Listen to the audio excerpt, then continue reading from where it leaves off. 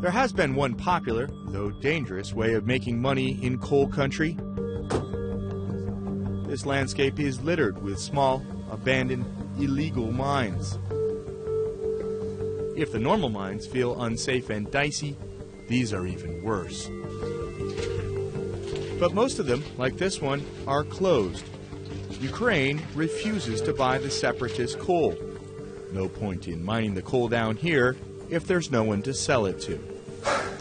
So as bad as this looks, people can't wait to get back down here because it's the only way to make money around here. If I've learned one thing, it's that the men here will take any risk and enter any mine in order to feed their families. Coal mining is in their blood. Where else are people going to work? Only in mines. Businesses aren't working. The factories are idle. This is a mining region with mining towns. While the world focuses on the human toll, over 6,000 dead, the economic toll is also enormous. Even if the war ends, the reconstruction will take years and cost billions of dollars. Eastern Ukraine needs a Marshall Plan. It isn't clear who will foot the bill. What is clear is this separatist government needs help. The town of Snizhnoye's field commander doubles as the mayor. What's most important now is industrial production. It's not shut down, but it's working at half capacity. The big goal is to get it working at full capacity. Many of the mines were directly targeted in the fighting.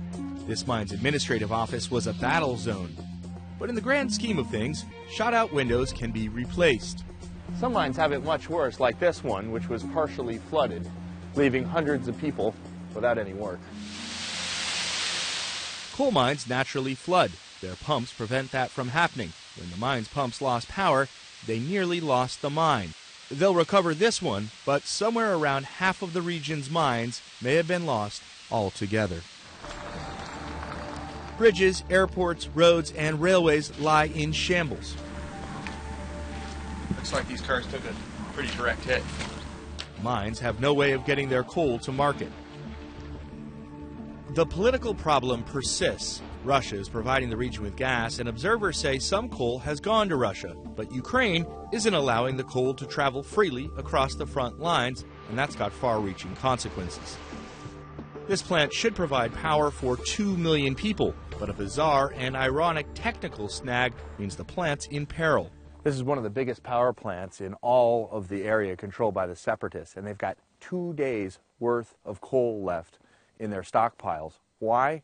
Because the grade of coal it needs comes from the Ukrainian side. Ukraine's economic blockade of the Donetsk People's Republic goes beyond coal. After Ukraine froze the separatist region out of its financial system, banks, cash machines, and credit cards don't work. All state services, salaries, and pensions were cut off in November. A meager pension of a couple of dollars a day can be the difference between life and death.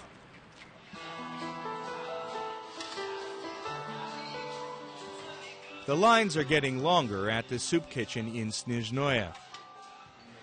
But these people are not homeless.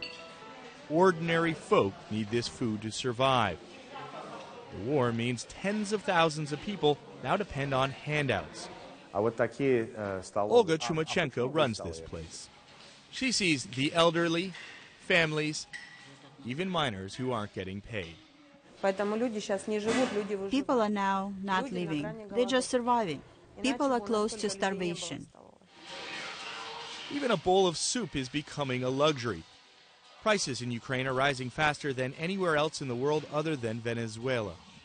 Olga says the supplies in her kitchen come from one place and one place alone. Only from Russia. From the Ukrainian side, we get nothing. No attempts to help. They've all forgotten about us. Even though, as you can see, there are no separatists or Russians here. Russia isn't only sending food to eastern Ukraine, they're showing up in person and making a spectacle of it. Alongside a convoy of humanitarian aid, a Russian official tells reporters it's there on the personal orders of the Russian president. State TV reporters broadcast the message and good deeds across Russia in eastern Ukraine. Meanwhile, this official tells me America is sending military advisors to the other side.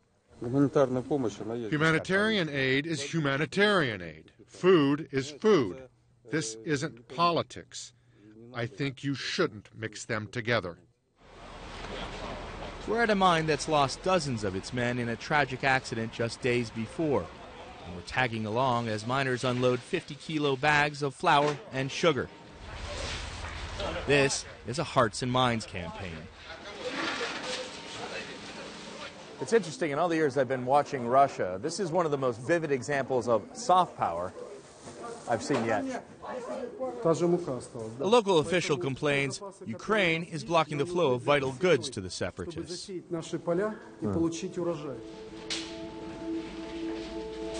For the record, Ukraine says their offers of aid were rejected. With all the weapons and troops Kiev says Russia is providing to kill its people, Russian soft power is the epitome of hypocrisy.